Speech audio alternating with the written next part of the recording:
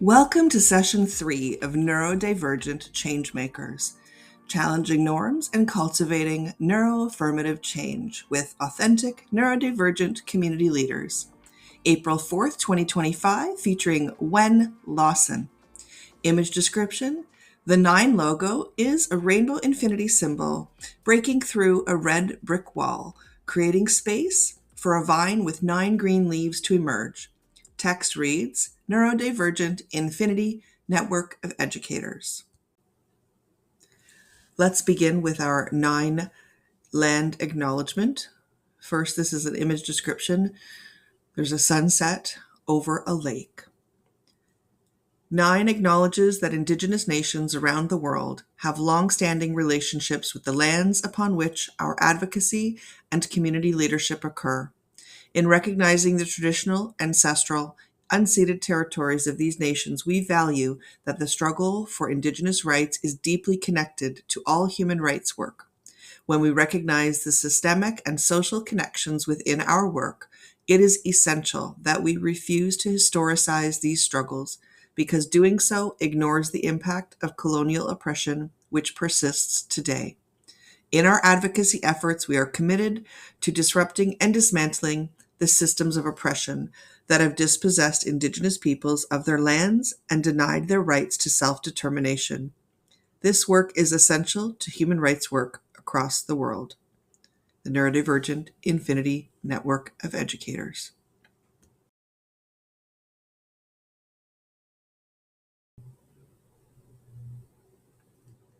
My name is Karen Tim from the Neurodivergent Infinity Network of Educators. On April 4th of 2025, I had the honor and privilege of sharing space in a conversation with Wenn Lawson, the one and only Wenn Lawson, or as some affectionately know him as Dr. Wenn. It is my absolute privilege to introduce you to Dr. Wenn.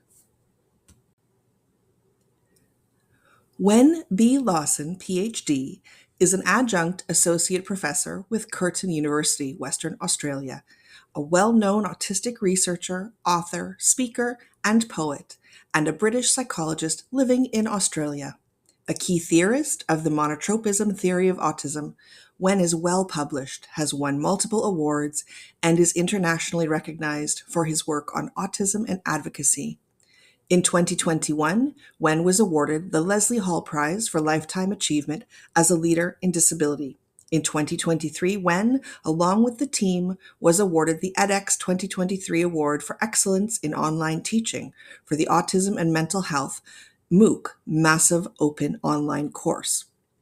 He was awarded the Autism CRC 2023 Award for the translation of autism research into practice and the Lawrence P. Kaplan U.S. Autism Award. Wenn resides on a number of boards, including the Editorial Board for Autism in Adulthood, the Autism Research Institute in the U.S., and the American Autism Association. Dr. Wenn is also a key member of the Autism Cooperative Research Centre in Queensland, Australia. Wenn highlights the need for co-production in neurodivergent research, advocating that it must be nothing about us without us. He echoes the needs of those who are late in coming to a recognition of their autism, as well as the reality that adaptive morphing, masking, has had on autistic mental health. Wenn is a family man with autistic offspring and grandchildren and first-hand experience of PDA, persistent drive for autonomy.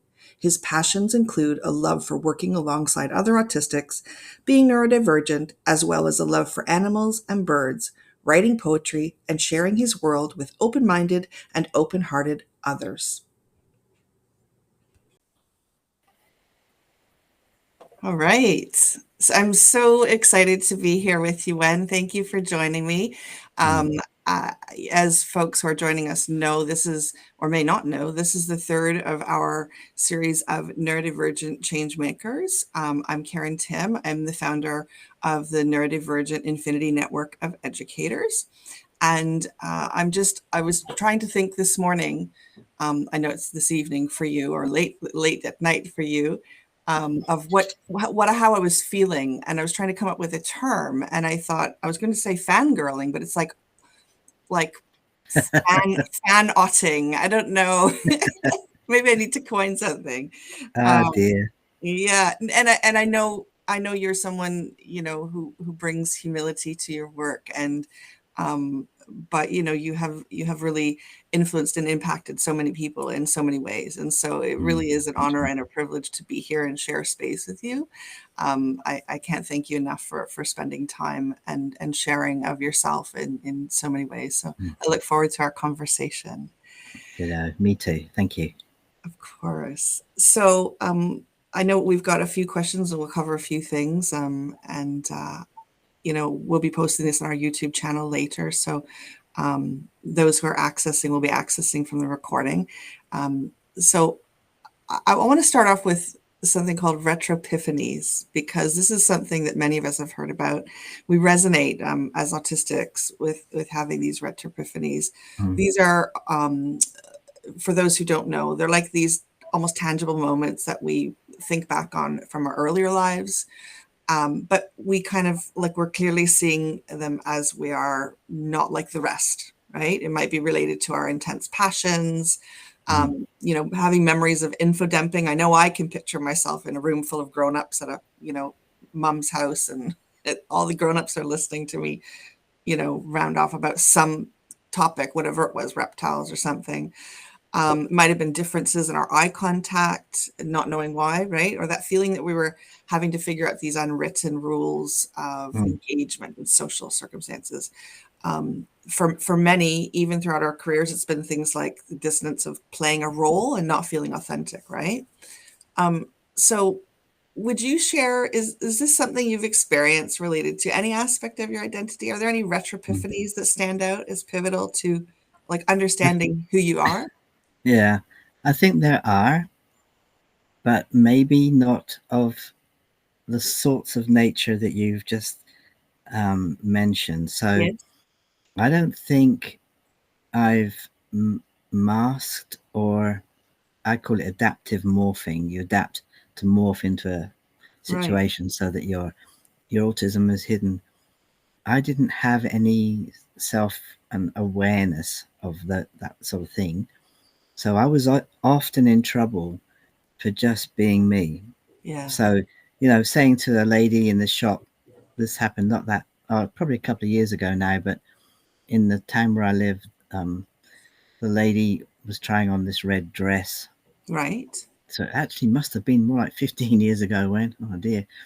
And she came out she drew the curtain back and came out and looked in the mirror, and the salesperson came up to her and said, wow, that's just your color.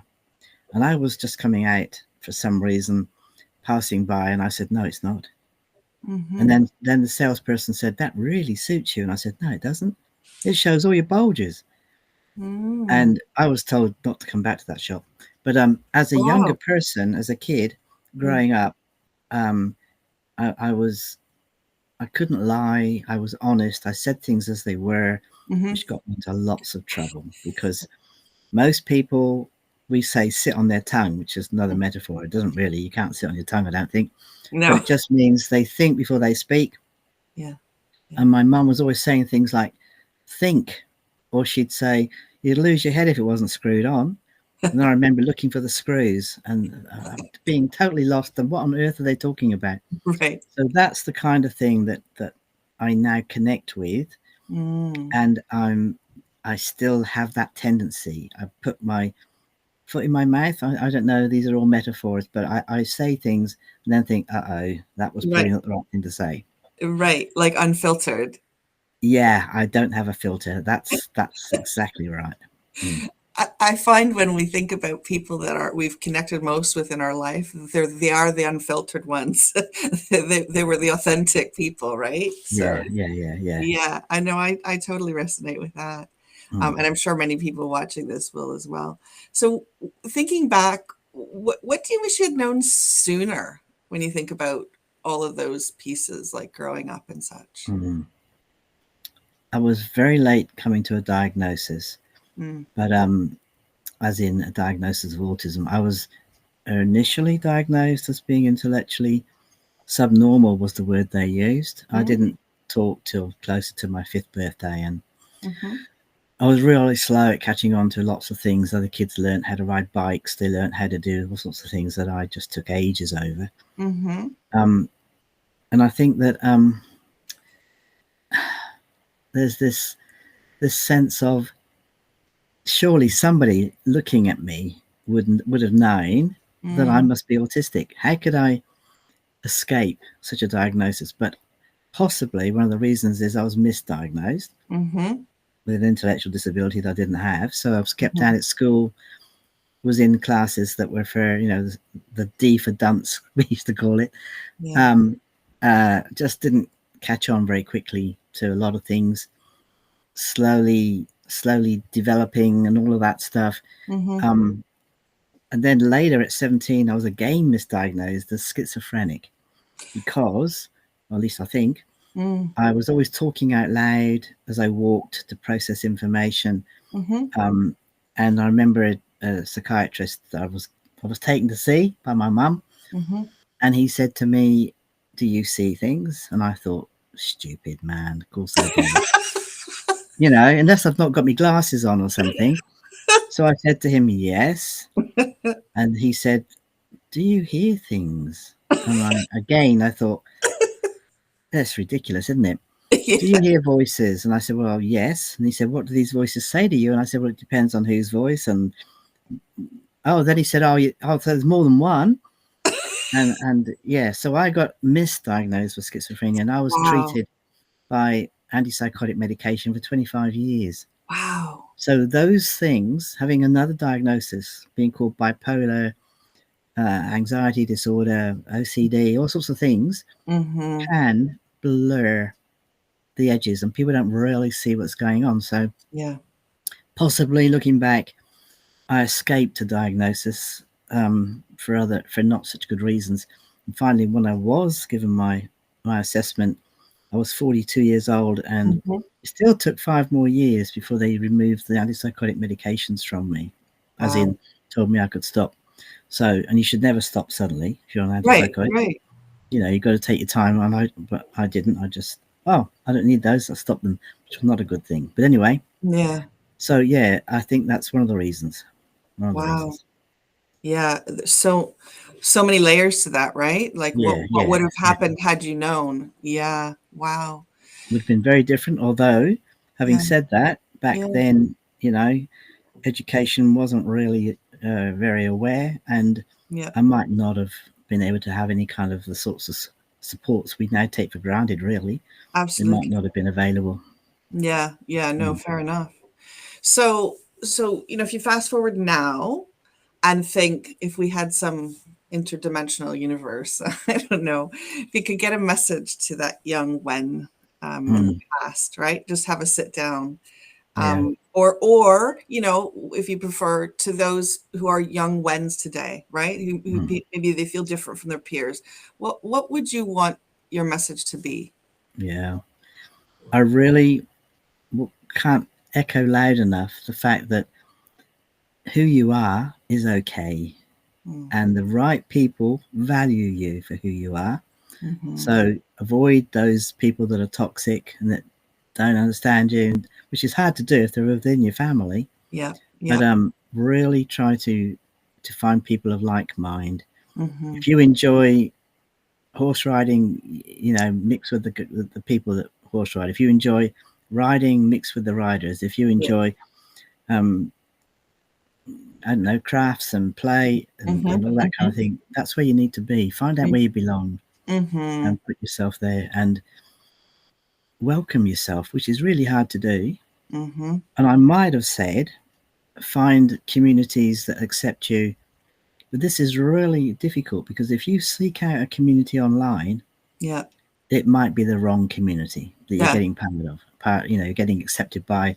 because of that stuff of you not being able to see who you actually are relating to. So Mhm. I'd like to give that a miss. Don't not communities online Mm. uh, for safety reasons and a whole heap of others, but Yes. people of like mind that hopefully you can find to Yeah. welcome who you are and Yeah. you can feel at home with. Yeah. I say, I've got a compilation book that I'm putting together if I can ever get it off the ground. It's actually it's almost done, but I keep saying Okay, it. well done. And it's finding community. And I've said for quite some time, since we did a summit a couple years back, Intersectional Infinity, by finding community, we find ourselves. Yeah, And fully. that's Yeah. right. That's what I'm feeling when you say those words. So thank you Mm. for that, for sure. So I want to think about joy, autistic joy, but just joy in general, right? And so I'm an educational leader. Mm. Obviously, wear many hats, many aspects to my identity. So I'm also an advocate, um, and I'm constantly trying to, authentically, but gently challenging those pathologized ideas of autistic play. Mm.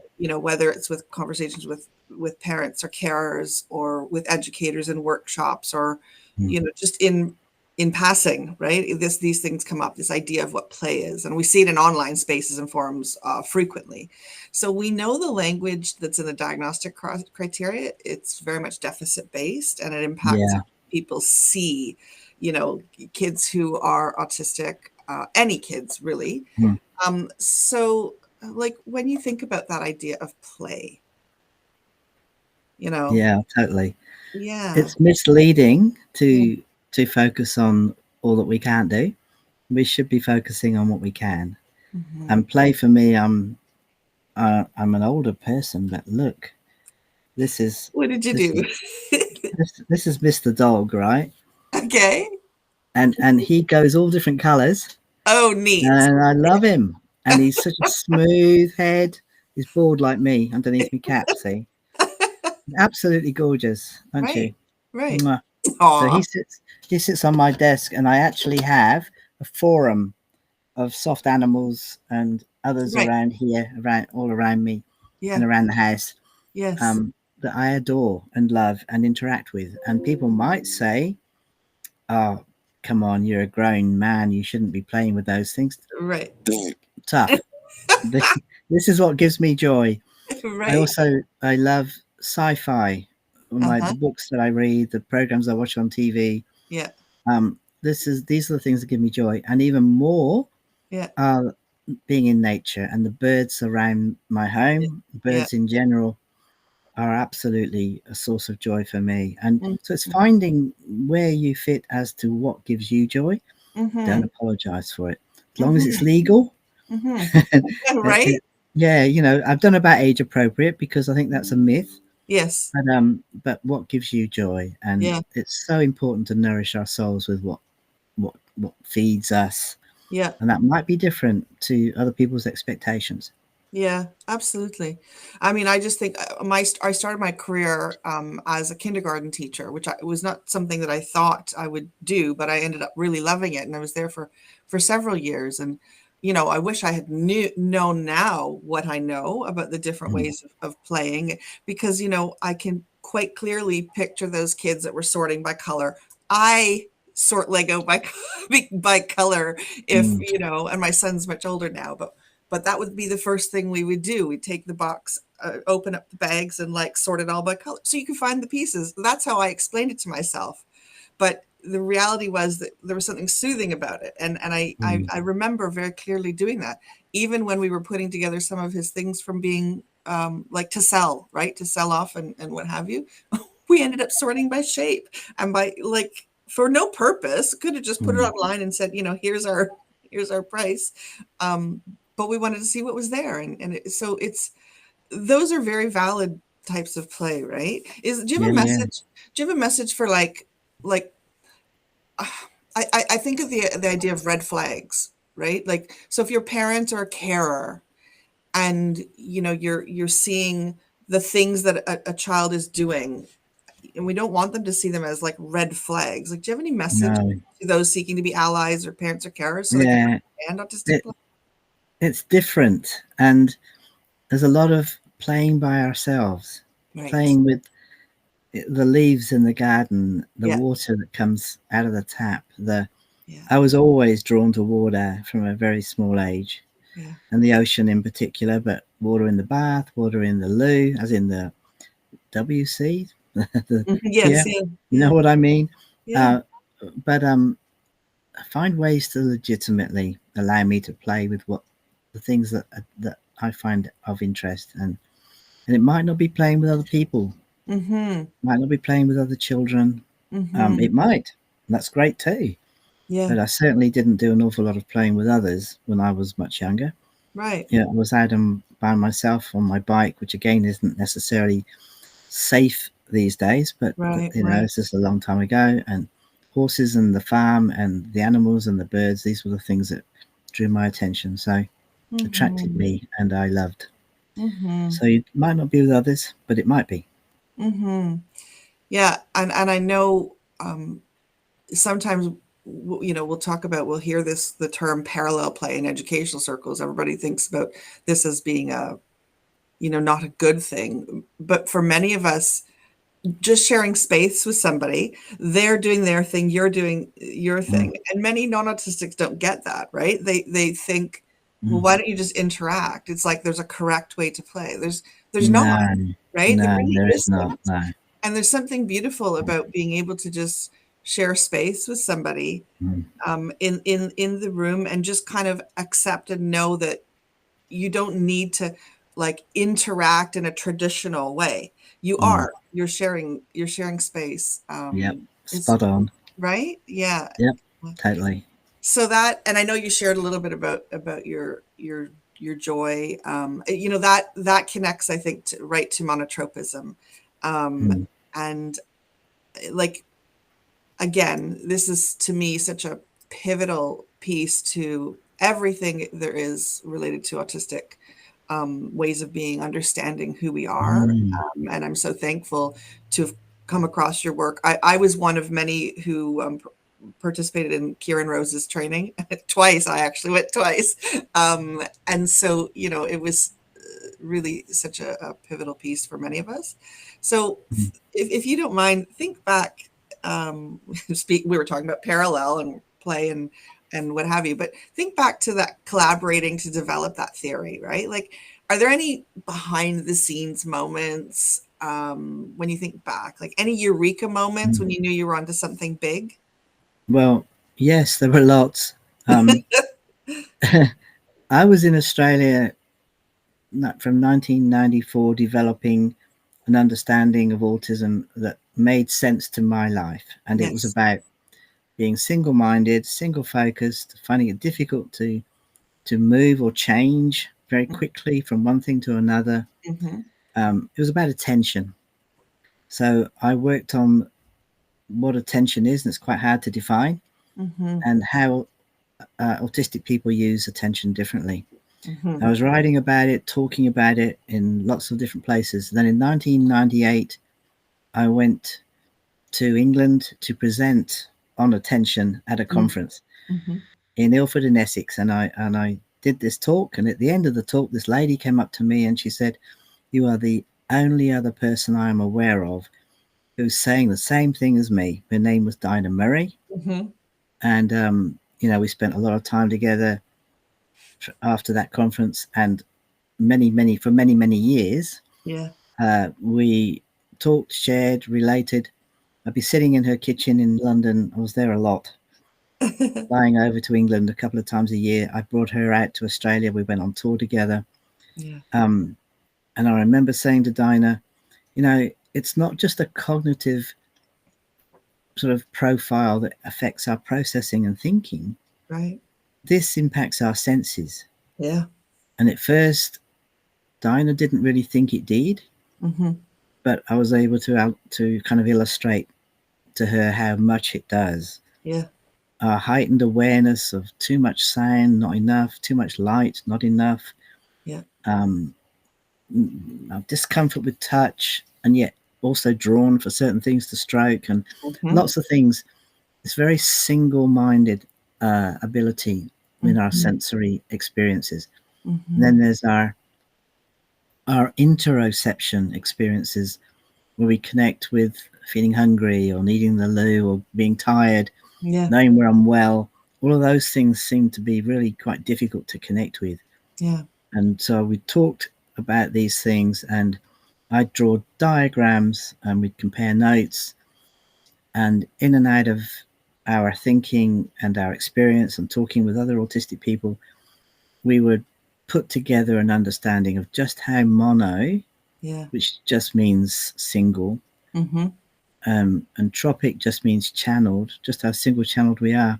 Yeah. And then a friend came, one of Dinah's neighbours, for morning tea, and Dinah was sharing all of these things, and this friend said, you know, what you're talking about is monotropism. And that became the term Yeah. that we took on board. And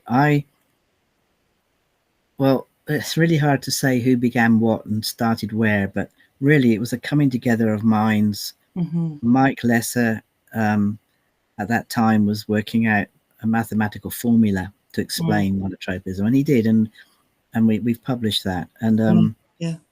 so there were several eureka moments, but that one in particular of recognizing sensory experiences. It isn't just cognitive and processing; it's the Yeah. whole of who I am. Yeah. Was a big thing for me, and eventually, you know, that was agreed by us as a team that this is definitely part of that Mm-hmm. understanding of autism. Yeah. Mm-hmm. Yeah. I mean, I try to use it so many times in explaining to people, and I'm no expert, obviously, but I'm very passionate about helping people to kind of walk through the door of understanding in some way how it should inform what they do, right? Whether they're educators or service providers or diagnosticians or families or Mm. you know, other autistics who maybe have not heard of monotropism. Do you, I don't like to, I don't want to be reductive about it, but for those who are brand new, Mm. I don't know if the term elevator pitch means much to you. I know it's a business term that's used here, but sometimes, people will say, if you walked into an elevator with the person who has your career or your, fate ahead of you, right? Like they're going to take this to the news to say the one thing that needs to be said. Like what's your short version that you want them to take away about Mm. monotropism so that they at least get through that door? Yeah, monotropism in a nutshell, sort of thing. Um, it's about, as autistics, we come with blue eyes, brown eyes, dark hair, light hair, or whatever. We come with a particular way of thinking about the world. It's innate. It actually is the foundation to being autistic. And we're just very single-minded people. Sometimes people call us black and white, but I don't think necessarily that's the truth. We're just really good at being focused on what captures our attention and interest. That's not always a special hobby. Right. It might be headache, Mm, period pain. It mm, might be a bit of fluff on the carpet. You mhm, know, it can be anything that captures our attention, but mhm. it takes over completely. There's no spare attention for other things. Right. That's monotropism. Yeah. I know for me, I and thank you for that. I think that that's a great way of starting the dialogue for them, right? Um, I picture the clock on the wall because I will start into the thing that I'm doing, and the clock on the wall, it's like suddenly I'm 4 hours later, Mm, right? And it's and that actually is kind of a retro epiphany for me because that was one of the things that helped me understand, oh, okay, there's something going on. Like, why is it that I just get so into this thing? mm, And many of us who have, had previous diagnoses or maybe they're coexisting, right? ADHD or what have you. We all know there's mm, social constructs anyway, so there's a lot of overlap, but mm, that a lot of people really resonate with that, right? I don't like to necessarily call it time blindness, but just being so focused on that thing, whatever it is. mm, Um, mm. and Takes over completely. Yeah. right? Yeah. Mm, Yeah. It really is mm. something that some people don't understand, but anybody No. who I think Mm, realizes they're autistic, we really connect about that. So Yeah. It's We've got a great page Fergus Murray yes. developed on it's monotropism.org, Yeah. and everything from videos to Mhm. talks and papers, and there's so much information there if people wanted to really look it up, deep dive Yeah. to understanding it. It's a great page. It really is, and thank you for I wanted to mention it because I've had the pleasure of connecting with Fergus on several occasions, and you know, I love that work, and it's such a it's the legacy continues from his mom, and Mm, obviously from you, and that it's just so important. And you know, when we think about AI, right? And mm, I've been reflecting over the last little bit about how when you do a Google search or any search, you start to see the algorithm changing. You start to see the content you're getting. And what's mm. so refreshing is if you go into AI, and I won't mention any particular engines, but if you go into it's refreshing to now see that the site comes up like right there. Um, right? Yeah, But it's so important because yeah. previously, you know, it's not, this is not about me. I want to get back into the conversation, but I want to share with you. I was so frustrated because I attended a session one time about autistic motivation, and it was, so you know where I'm going.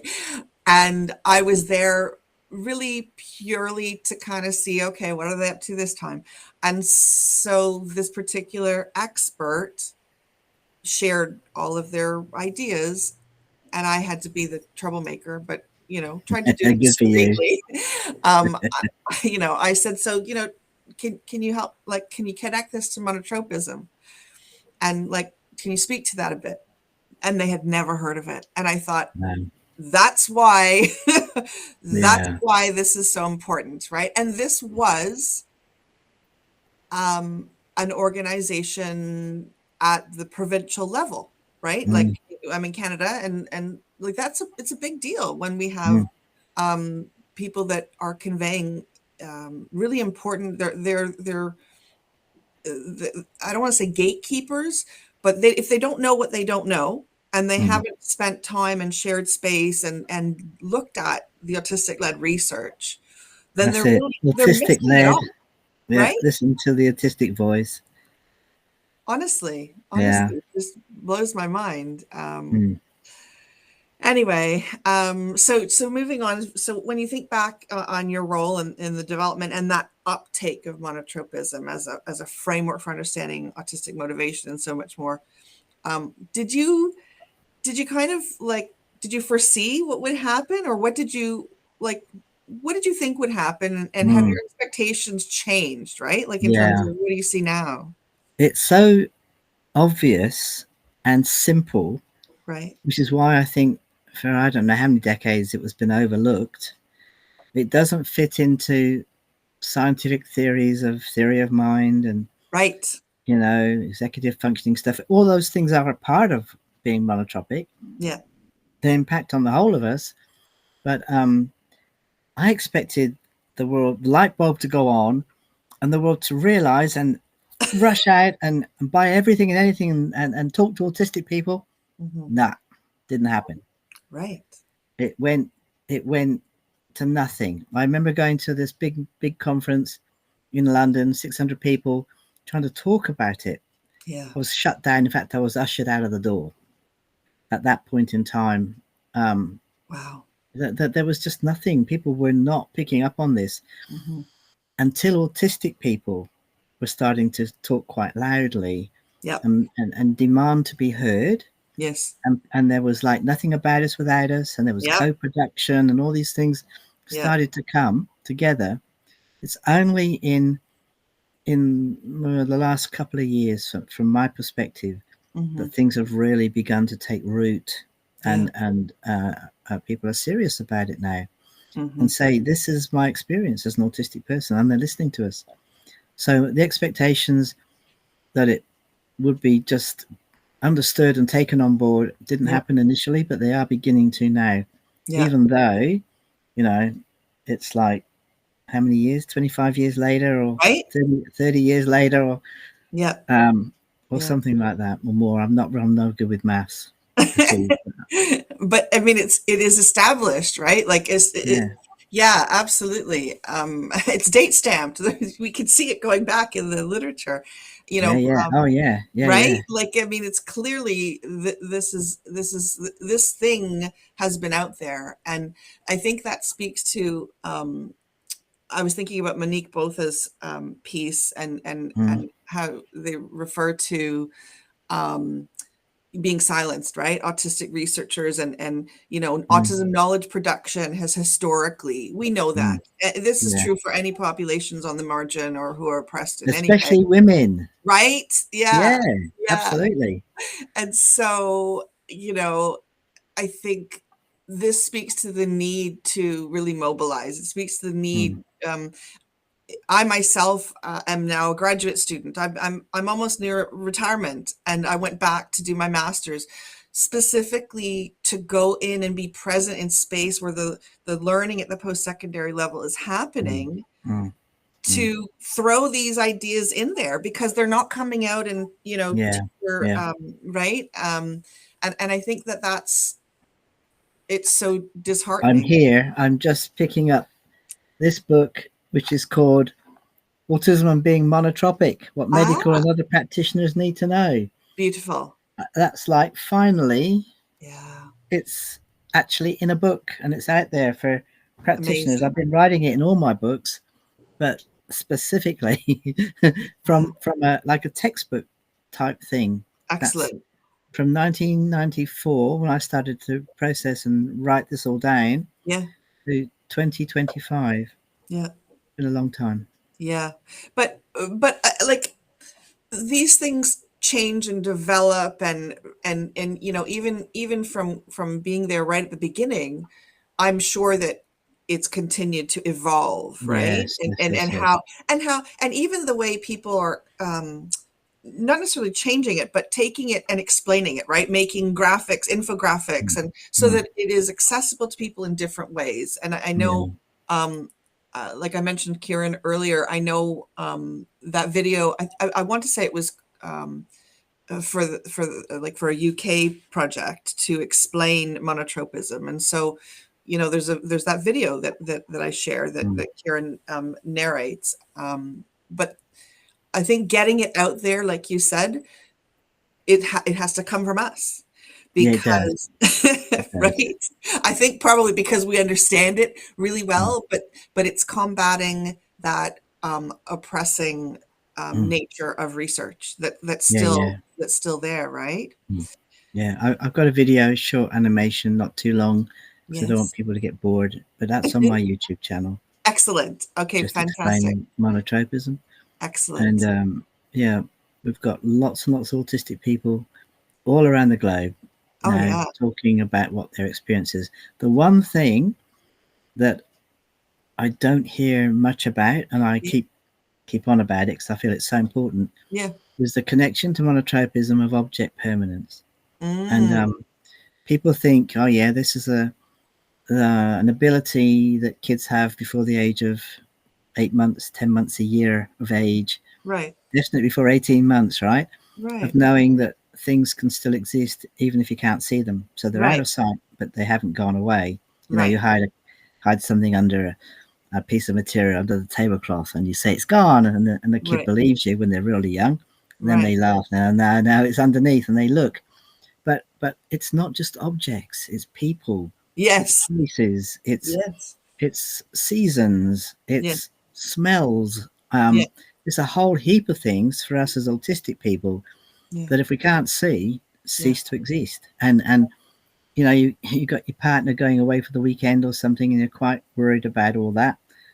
As soon as they go, you, you don't think about them. It's not that you stop loving them or anything. It's out of sight, So literally out of true. mind.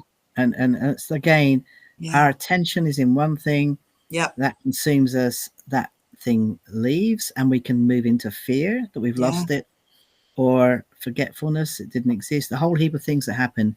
Yeah. So I'm doing a lot of work on helping people explore object permanence and monotropism Mm. in a ways that people haven't actually thought of before. And it's vital to our experience because it helps us understand each other. It Yeah. helps our families understand Yeah. and not get narky with us, etc. Yeah. That's fabulous, and it makes so much sense. I absolutely know what you're talking about. Mm. When the family's not right there, and you feel guilty. We carry guilt Yeah, for yeah. that, right? False guilt. Yeah. Because yeah, I Mm. mean, we're so many of us are so used to having masked for so long, Mm. and then should you pretend this, that, like, you don't want to have to pretend, but I wonder if it's also, um, you know, I don't want to be elitist about, the autistic experience, but I do feel that we have evolved and developed to have brains like this in a way to further things, to right, Yeah. to Mm. inject something different into the human Mm. species, and Mm. to be able to kind of say, okay, I'm going to put that aside, but this is what's important right now. Mm.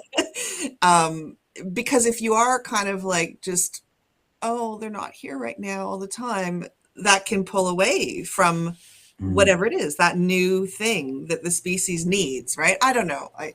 Um, Good way to think about it. right? Mm. I don't know. It's, yeah, Mm. I know, and see, now my mind is like all over the place, but I'm picturing the lists we have to make of our friends to check in on, because Mm. if we don't, right? They get very upset with you. Right?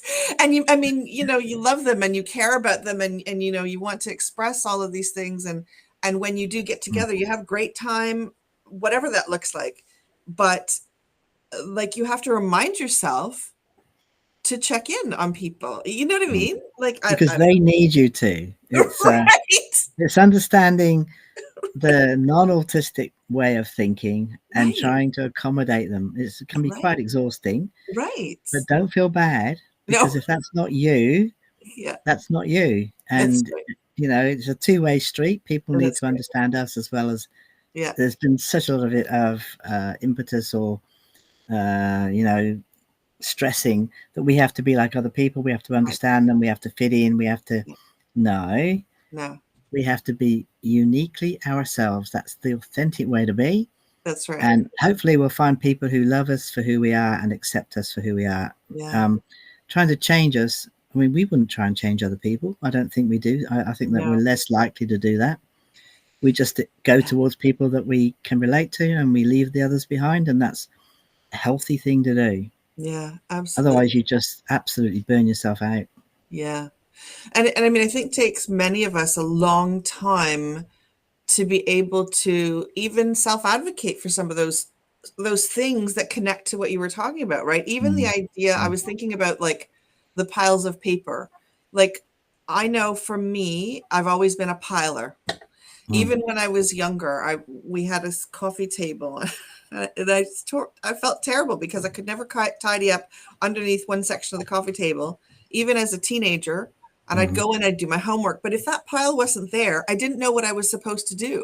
Yeah, that's right. Right? So when we have I our do. Mm, offices or what have you, I've worked with administrative partners. I had one lovely man, but he had to clear off his entire space every single day. But he always had this file, and it was go mm, in the desk drawer, mhm.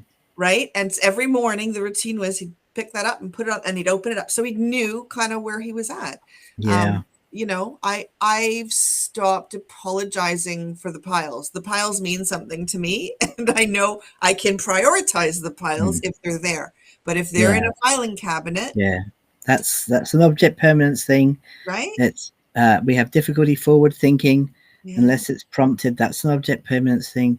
There are right. so many connections that people Yeah, haven't made to right. understanding for us to understand ourselves and why Yes, we are who we are and what we do, yeah, and for others looking at us to understand too. right. Because in the non-autistic thinking, allistic people don't think that way. They don't No, operate that way. no. So we're foreign to them and they're foreign to us. Yes. Hence Damien Milton's double Full empathy empathy. issue and all of that stuff.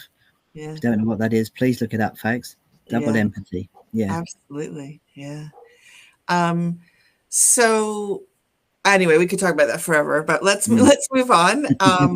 So, you know, we mentioned something about we're all unique, and I was thinking, like, how many people are there, right? There's like 8 billion, over 8 billion. So we're just one of many on the planet, and each of us experience the world really uniquely from other human beings on the planet.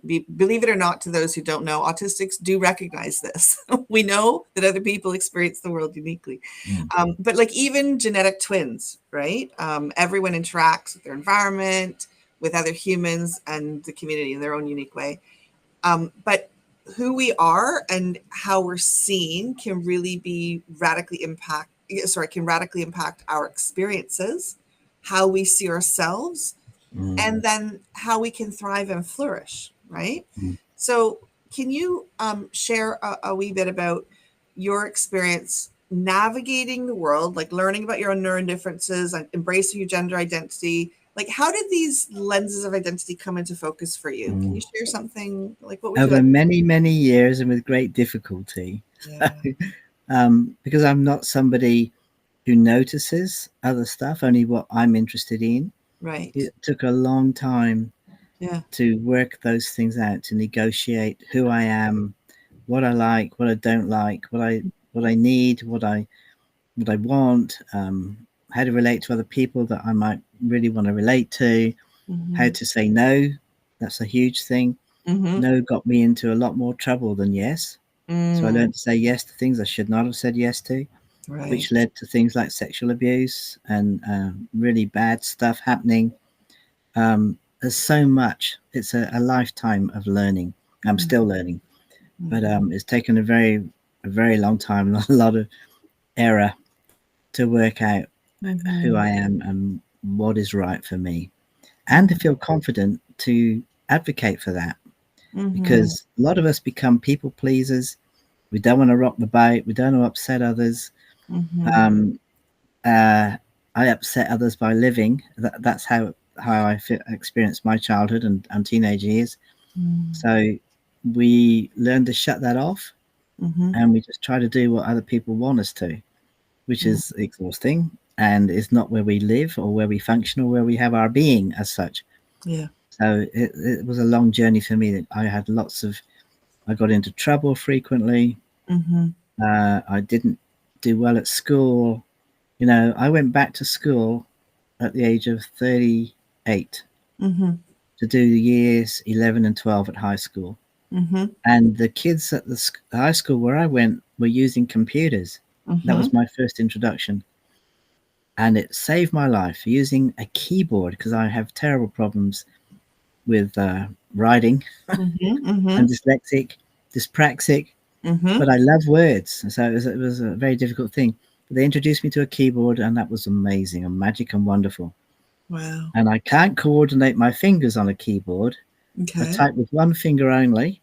Wow. All of my books, all of my work, this one finger, and I just have to accept that. I can't coordinate those things.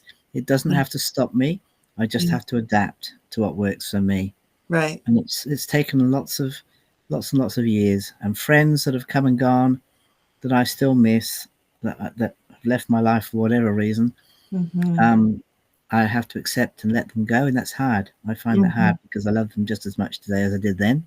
And others that have come into my life as new friends that I value and have stayed.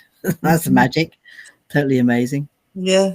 Yeah. And then discovering, I went to a conference in New South Wales, a different part of Australia to where I live. Yeah. And this person took me to the airport for me to get a lift back to where I live after the conference where I'd given this talk. And she was sitting there having a coffee with me, and she said, you know, When, you remind me a lot of the guys I used to work with who were trans men. And I remember thinking, I don't actually know what that means. But anyway, I let her talk. And she said, they were once women who felt not really at home as women and eventually transitioned. And I was a nurse that was with them when they came out of their procedures, their surgeries. I had no idea she was on about, really. But I said, okay. She said, you remind me. And have you ever thought that you might be trans? Which was a bit of a shock. Right. This was about 13 years ago. And Wow. and I said, no, but I'll look that up and look into it. I got home. My Yeah. wife picked me up from the airport. I got home, and she'd been watching a film on TV about some trans people in the UK, and she was quite upset because Mhm. she said it was awful. Their parents didn't accept them, and so I Yeah. thought, oh wow, this should be good. She's open for me to say I've Yeah. just been told that I might be trans. She was Right. horrified. It was sort Oh. of all right if it was out there, but when it touches your own life, Right. it was awful. And I said, well, I won't look into it. I won't pursue it anymore. And she said, no, you have to. You've Mm. had a light bulb moment. You need to explore it. And she's been absolutely with me, by my side, exploring everything with me. But Yeah. it's been a really full on journey to kind of work out what all those things meant and Yeah. put it all together. So I always was called like tomboy growing up, and Mhm. Mhm.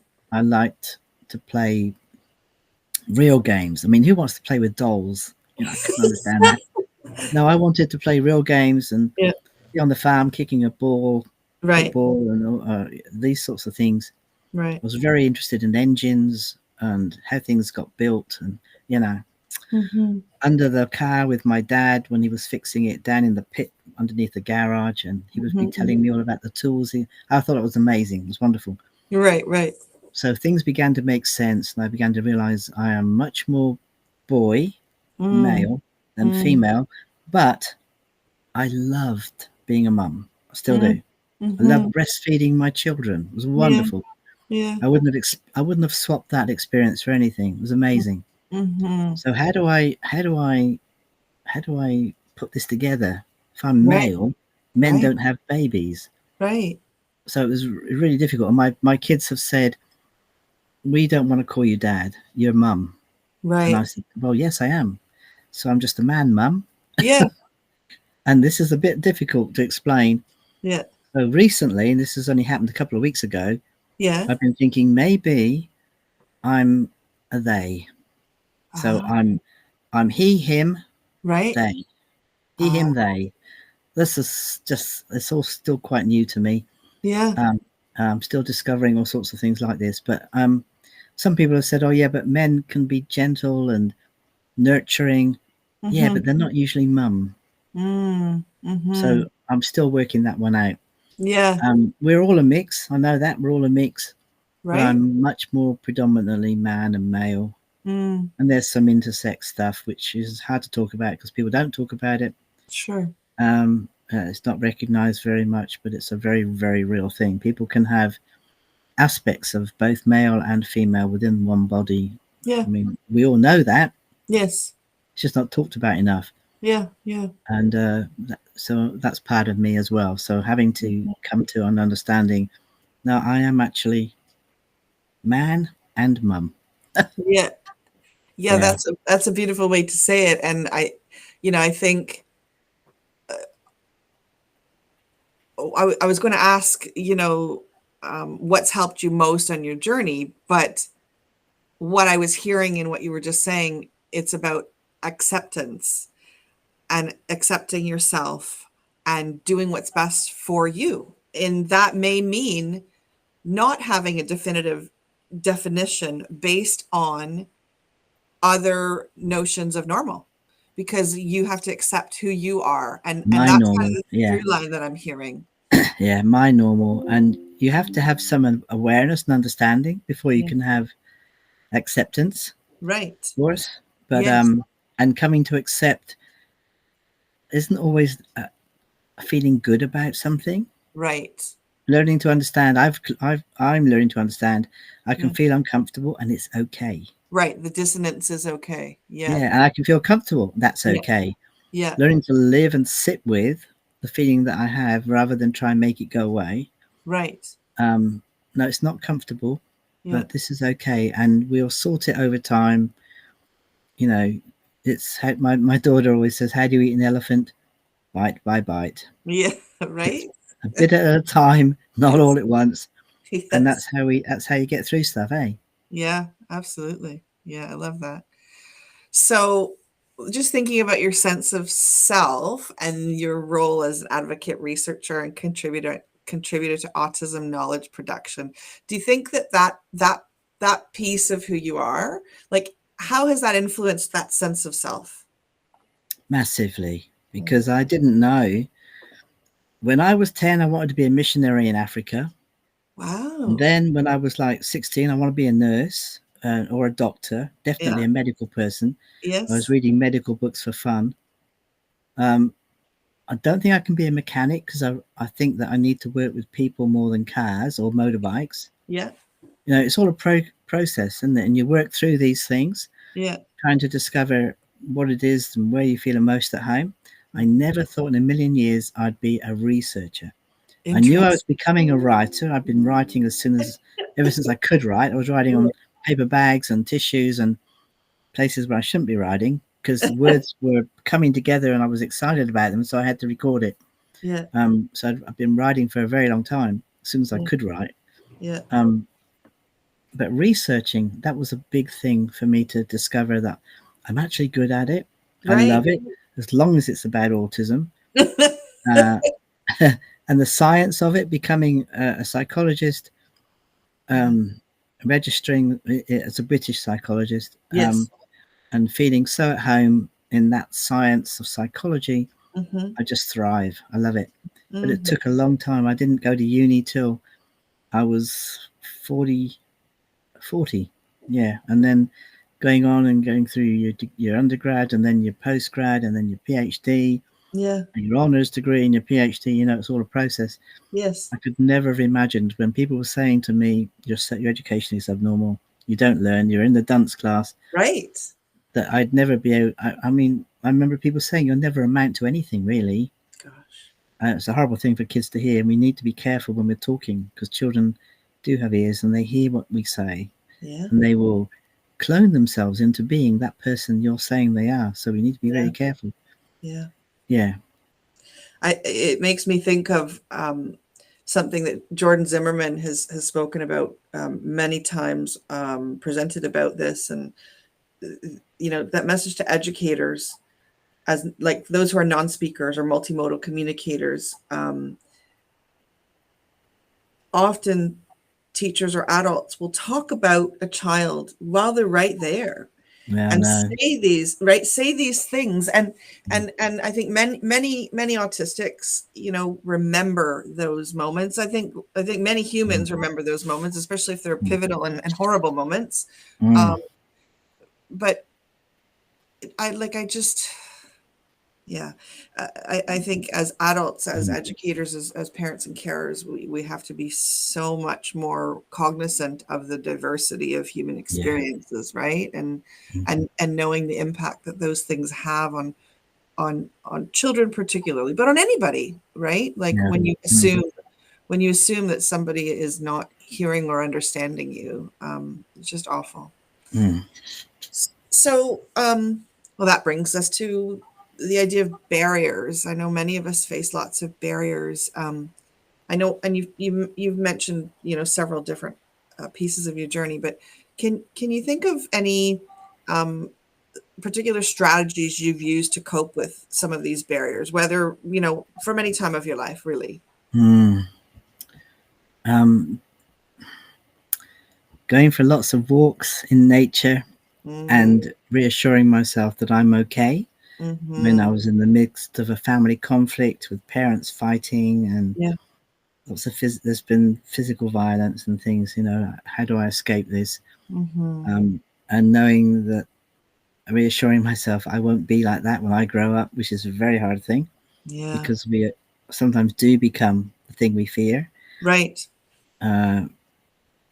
It was a big barrier not having people believe in me or Mm-hmm. think that I could ever get anywhere or amount to anything. Fortunately, the kind of personality I have, if you tell me it's something I can't do, I'll show you how I can. Right. It's like a red flag to a bull, okay?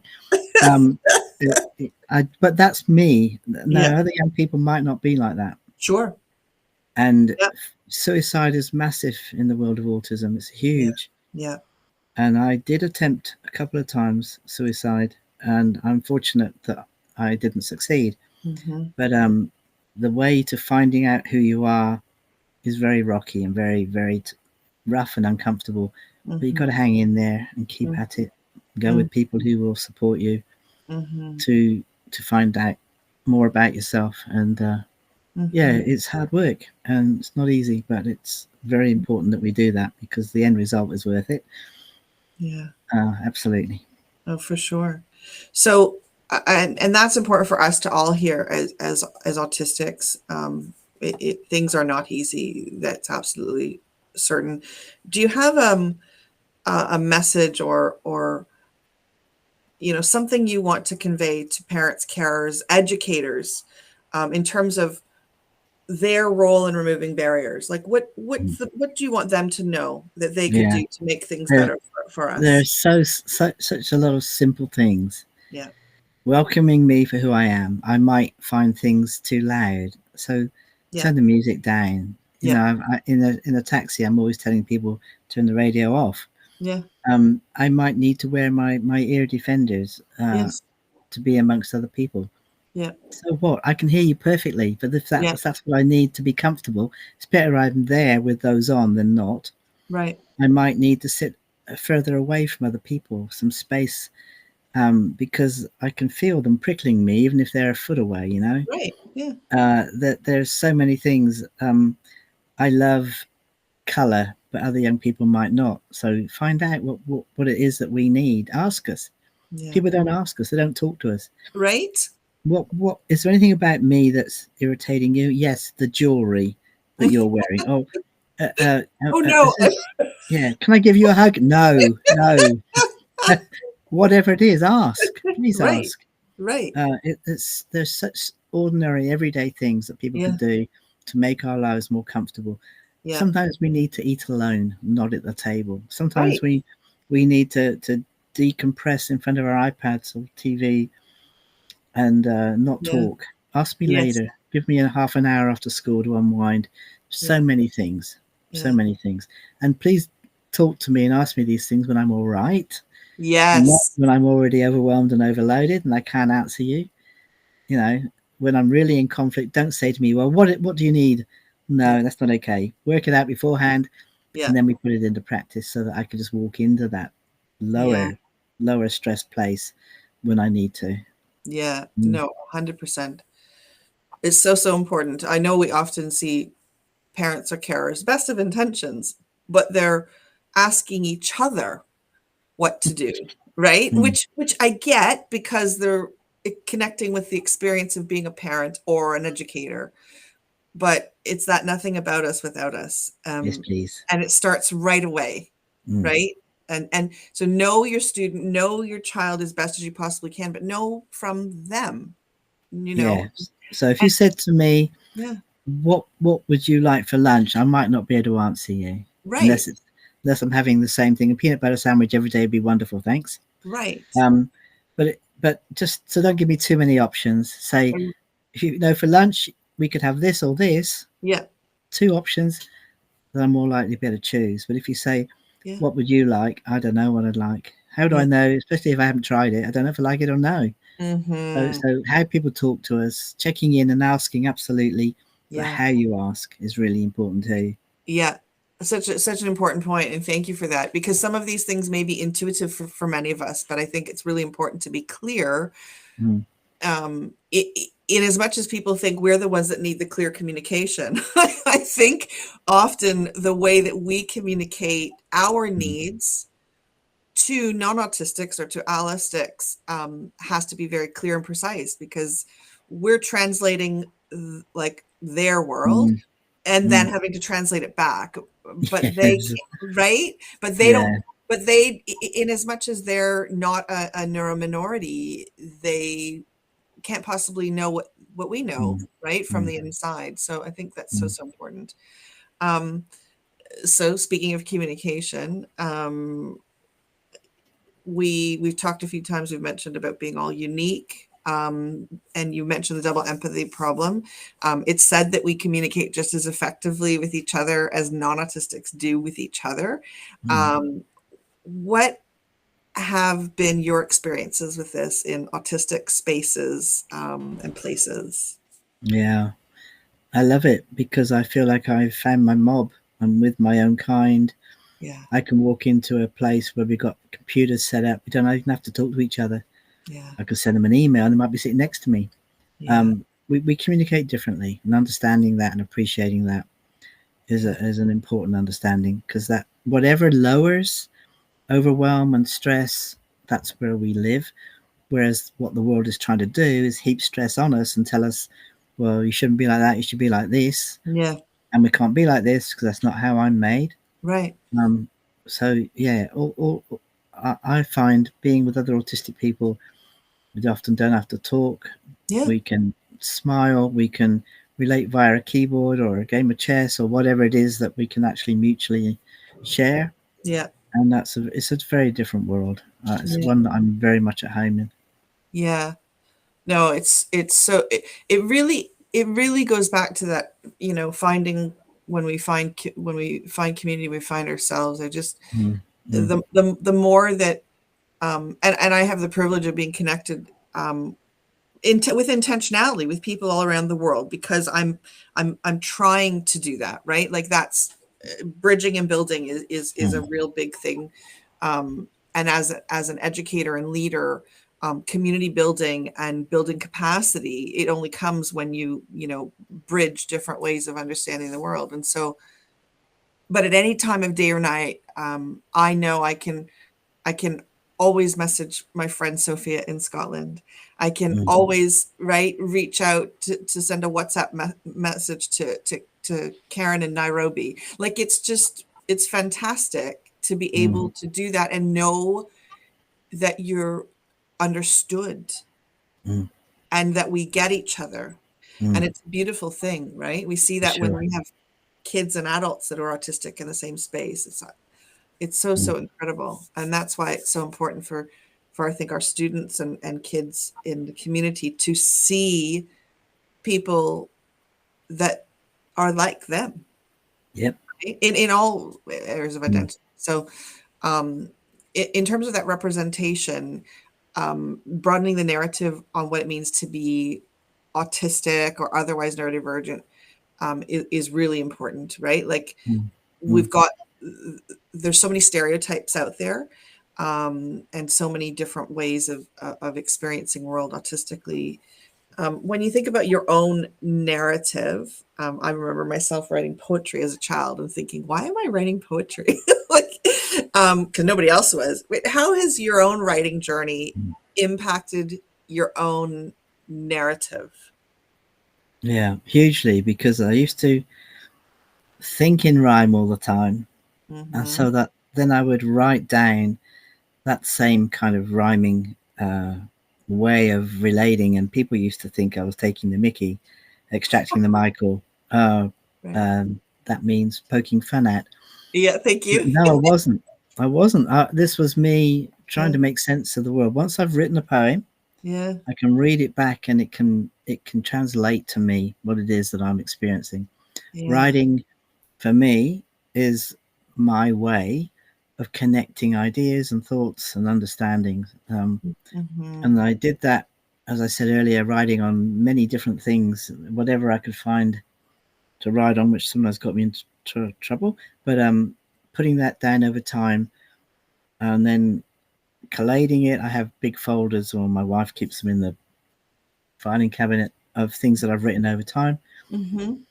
that I can revisit anytime I want to. And now I write things and I put them on the computer and I can Hmm. easily look them up, which is great. And I can Hmm. turn them into little visual, cartoons or something if I want to with the Right. software, which is great, which I love. Hmm. Um, I'm no good at numbers. I'm definitely we talk about dyscalculia. Hmm. It's a real problem, a bit like being dyslexic with words. You're Yeah. dyslexic with numbers, Hmm. and even things like phone numbers and remembering how much change I have to give are all sorts of really minor things, Yes. which can make me feel really like a nincompoop. That's an idiot. It's a bit of an Yeah. English word, I think, or a few. Really daft, and like I don't have the right to be called this associate professor. Sort of. Where Oh, did that come from? Well, I don't have the yeah. right for that. Right. But in autism, we have these very uneven skills, and it just isn't. It isn't so simple as saying you're this. Mm-hmm. And yet it is as simple as saying you are this. Mm-hmm. And I accept that I have difficulty with arranging my office, with doing the washing up. Mm-hmm. My wife organizes the dishes and cleans them up a bit so I can wash up. Mm-hmm. So lots of things. So how can you get a PhD and you can't wash up your dishes in your kitchen? You know, they seem Right. at odds to one another. But Yeah. yeah, there's a journey of coming to terms with all of that. All of that is linked for me through my writing, Mm-hmm. and reflecting on what I write, and Mm-hmm. imposter syndrome, which people might have heard of, Mm-hmm. and feeling you shouldn't be this because you're not as good as the next person or whatever. You're not a real expert. You're not a Right. real. Well, you are actually. Yeah. This is what you're good at. And as autistic people, we are really good at deep diving into a passion of one kind or another and become really good at that. Yeah. Whether it's really good at detailing a car and making it sparkle, Yeah. mowing the lawn in the local golf course in straight lines, Yeah. or getting a PhD, Right. whatever it is that Yeah. your thing is, that can be a real asset. Mm-hmm. And that's where I live. So I'm not very good at that, but I'm great at this. And that's a thing that I've taken a long time to connect to, especially Yeah. through writing. Yeah. I'm picturing your files in your computer, and I completely see what you're saying. Like, I know I might be in social media spaces or just having a thought, and I'm compelled. I need to get it down. I Yeah. need, right? Like, I need to get it there. And even if I don't do anything with it, Mm. um, I think I'm more naturally a writer than a mouth words user. I'm not, Mm. um, and so even though we're talking with mouth words right now, like I identify as situationally mute, and people can't understand that, but it goes back to that writing piece. I've Mm. always been a writer, right? Like, you said, I think you weren't talking when you were a little human, and I did at home, but in school it was Yeah. right away. Like, I mean, when I look at my kindergarten pictures, I'm this horrified, like, bags under the eyes, like really pale. I looked so Mm. unhealthy, and was so, like, I was terrified. Mm. And, so I don't know. We just have such different ways of seeing children, and not understanding the diversity of experiences. And I'm glad that we are where we are now. I know we've got a long way Mm. to go. We've come a long way, though. We so have. Oh, Mm. absolutely. Mm. Absolutely. Um, so, like, thinking back to that idea of representation, it's I know for me as a leader in schools, when we get to days like, April 2nd, or in Canada, we have, like, October is our big month for things like ADHD and autism, even though it's more internationally associated with April. But and it should be every day. We know all the year Mm. this should be what we're doing, getting more representation in literature. We should be seeing more representation of autistic people and otherwise neurodivergent people, on the walls in the schools, and in what the kids are learning, um, so they can see themselves represented. So if you think Mm. about broadening the narrative, we know there are many autistic and otherwise neurodivergent folks that are wanting to get their stories out there, um, whether it be in nonfiction and research, or in fiction, picture books. Mm. I'm myself still trying to get through. I want to be able to just finish something, but the picture books are really powerful, right? Because the stories too often have been written by the parent, from the parent voice, from the sibling voice, the Mm. inspiration porn kind of version. So if we want Mm. to get these picture books out there, we want to get these novels out there with real autistic stories and neurodivergent stories. What are your messages, or what are your thoughts or advice, to those who are aspiring to do that? They're content Yeah. creators, right? Like, how do we get more stories out there? What do you want to tell them? It's really difficult. Probably blogging is Mm-hmm. a better way to go, mainly because books and reading material is, you read better online on your Kindle than physical books. I've got a book that was released in July last year. It's written Mm-hmm. for kids and it's beautifully illustrated, Mm-hmm. and it's tackling a really important topic to do with abuse and so on, and helping autistic young people understand how to respond appropriately. All of Mm-hmm. that, but it's in novel form. It's written in Yes. the voice of the young person who's writing as an 11 to 15-year-old as a Mm-hmm. diary. Mm-hmm. But I don't expect it to do terribly well because the medium that people are wanting has to be quick, has to be available, um, uh, often on a computer, like with a blog, or listening through headphones through blogs. That seems to be a better way to go. The world's changing, and Mm-hmm. I don't think books are cutting it in the way that they used to. It's sad for me because I love Right. books, I love the smell of books, the feel of books, Yeah. etc. But trying to get a book published in today's age, it's a huge market of competition out there. Mm-hmm. So if you can find a different format, cartoon in a comic feature in Mm-hmm. your local newspaper, Mm-hmm. anything to Right. start to get out there Yeah. Yeah. is a better way to go, I think. Yeah. Yeah. Yeah. To get our stories out there. Mm, Absolutely. Okay. So, and this is kind of our kind of culminating question. Been thinking a lot about human rights. Many of us do these days, for a variety of reasons. There's a lot of political things going on in the world, and mm, but I think as autistics, we're very inclined to social justice, and oftentimes we're fighting causes that are not even necessarily our own, and yeah. I think we're at this time now where we're starting to realize that if we don't fight for our own human rights, those other causes may end up not getting, Mm, what they need as well. So we know there's still a very long road ahead, in terms of global acceptance and universal mm, human rights for anybody who's mm, pathologized, othered, mm, marginalized. A lot has happened over the last 10 years. I know you'd mentioned the last couple of years, especially with relation to monotropism.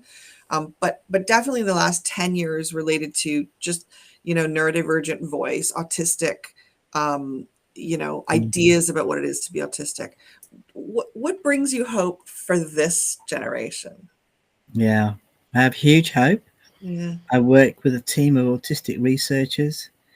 I never thought that was possible. I was always the autistic in a team of very non-autistic researchers Right. looking at autism. So now we have dedicated people in various university top priority places in impacting policy, Mm-hmm. impacting right from the top all the way down. So I have more hope today than I've ever had in the past. Mm-hmm. That as autistic people, we're being listened to and Mm-hmm. accommodated. It does depend where you live. It does depend not just the country, but whether you're town or country, rural, Yeah. in the bush. There just aren't facilities in places that aren't central. So Mm-hmm. that's a shame. It's probably like that for all sorts of services, though. Mm-hmm. So yeah, I have lots of hope, and I see things changing vastly from when I was first diagnosed, which was 30 whatever years ago. Yeah. 31, is it? Yeah. So Yeah. things have dramatically changed, and we just got to keep dripping away, and it don't stop, don't give up, keep Absolutely. going, do what you Absolutely. do. Mm. Yeah. Is there any like next biggest challenge that you kind of are seeing ahead of us as like an autistic community? Yeah. Um, the challenge, which is probably a bit of a potential barrier, Mm-hmm. you know how that pendulum swings Mm, and then it kind of settles. At the moment, mm-hmm. it's swinging away from uh, acceptance and recognition and accommodations. Mm-hmm. So when you've got one country who talks about closing down accommodations for anybody that's different, diverse Yeah. people, and inclusion is being threatened. Yeah. That one country can actually influence other countries who look up to it, or who are impacted in various ways. So I fear at the moment um, the supports we have gained Mm-hmm. closing down. So I think we're going to have to fight a bit harder, make a lot Right. more noise. Change, I think, needs to happen within our own ranks. So we need to be the people who cause the change. We can't be looking outside of the autistic community. Mm-hmm. We need to be doctors, nurses, Yes. newspaper writers, Yeah. TV presenters, actors and actresses, politicians. As autistic people in our own community, we are the Yeah. ones that are going to make the difference. So I'm slightly concerned because everything was going amazingly, Mm-hmm. and then suddenly there's a question mark over inclusion, which Yeah. should not be happening. Right. Like. That is, I do see that as a challenge, and I think we are the people to take up that challenge, not waiting, not Mm-hmm. expecting others to do it for us. Yeah. We need to do it ourselves. Yeah. Yeah. It's that idea of privilege, and I think many people, if it's not affecting them, Yeah. they're not going to take up the cause to the Mm. degree that we will and need to. And you know, I think what you just said about, we need to be doctors, we need to be lawyers, we need to be policymakers, we need to be Mm. present in the spaces, we need to be seen and heard and Mm. amplify each other. And I think that's really a huge part of why we decided to do this series, because if we can leverage any power that our Yeah. networks and our right, you've got a team of researchers, right? Like, I mean, amplifying the work, connecting that big Mm. matrix is so Yeah. so important. I mean, and just before we move to a final thought, I know that it's a lot. Yeah. It's a It lot, is. and and I know you know what I'm talking about. Mm. But you spoke to the significant concern about, for example, suicide in especially the heavily masking population, Mm. and I mean, obviously, we need to have an intersectional approach to that and understand that Mm. diverse experiences within the autistic community are going to feel these things more intensely depending on how they're seen, Yeah. and Yeah. in different spaces and places. But like, what the work that we do, we call it, at least my network, we call it like heart work, right? Mm. um because Mm. it's everything. This is the legacy that we're leaving, and many of Yeah. us are doing this outside of careers, outside of, like, it's a lot of it is volunteer, a lot of it is outside of the day. Obviously, you're here, it's you know after midnight. I'm here Yeah. early in 20 to 1 in the morning. the right, like, I mean, like, we're doing this because it needs to be done. Mm. And this is a long way for me to say, like, that takes a huge toll on us, Mm. but it has to be done. So where you are in your journey, do you have any kind of important message for, say, newer self-advocates, like people that want to affect these changes, Mm. but they're feeling overwhelmed? There's the political climate, they're Mm. facing barriers in the workplace, as many of us are, right? Yeah. Trying to get basic sensory accommodations and people don't understand you, things like that. Yeah. They're very hard. Battling, right? Battling Mm. burnout. So with that in mind, like, what if you were to pass the torch? Yeah, no, it's so important to take care of yourself, Yeah. to learn to say no to some Mhm, things. We can't fix it all, we can't change it all. I talk to myself equally here. So mhm, learning to say no, yeah, self-compassion is mhm, massive. Learning to have the compassion for ourselves that we want from others, or we yeah, want to give to others, we need to give it to ourselves. mhm, So forgiving myself for when I mess up, when I get it wrong, and I don't live up to some other person's ideal of what I'm meant to be, Mm-hmm. it really is important to pace yourself. It really is. And Mm-hmm. no, I can't do that. I can only do 2 days work a week. I can only do, this amount here and this amount here, and not Mm-hmm. feeling guilty or bad that you can't fit it all in. Other people manage it. That's not an argument. Right. You're not other people. You're you. And acceptance of who you are, where you're at, what works for you is vital, because that's what will give you more life to do more in the future. If we Mm-hmm. burn out, if we are overwhelmed, there's no one's going to take the place, so it's better that we do pace ourselves and only tackle the bits that we can. Mm-hmm. I worry about the world. I worry about, I've stopped watching the news, it's too awful. Mm-hmm. So that's okay. It's Yeah. all right just to take care of you for a little bit and have a walk out in nature, connect to the trees and the birds and to all God's gloriousness that's out there, and switch off from the nasty. Hard Right. to do at times, but we have to. Yeah. Mm, So important. I mean, I think it's probably one of the most important things that we can do for ourselves, but also for the movement, right? mm, Because, mm, yeah. So, I mean, I'll throw it back to you and just say, because, we're kind of at the end of I could talk to you for forever, but I know we need to finish up.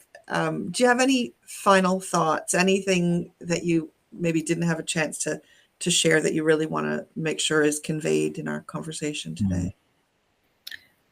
Just that you're not on your own. There Mm, are lots of us.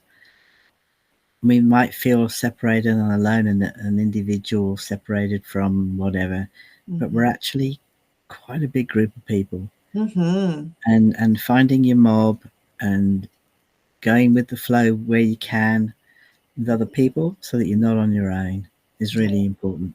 That's the only other thing I can think to say. Find your mob. yeah, Mm, absolutely. I love that.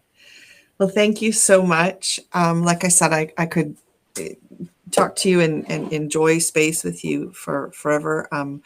I certainly encourage everyone to learn more about you and your important work. Certainly, monotropism. mm, Um, in um, the notes below the video will include, your website and links to anything that will be helpful and beneficial on people's journeys, whether they be other autistics learning about themselves, or people trying to understand their family member or mm, students or clients better. Um, and again, thank you so mm. much. Really, really Thanks for the appreciate it. opportunity. Oh, absolutely. Appreciated. Such Yeah. an honor. Thank you so much, Wen.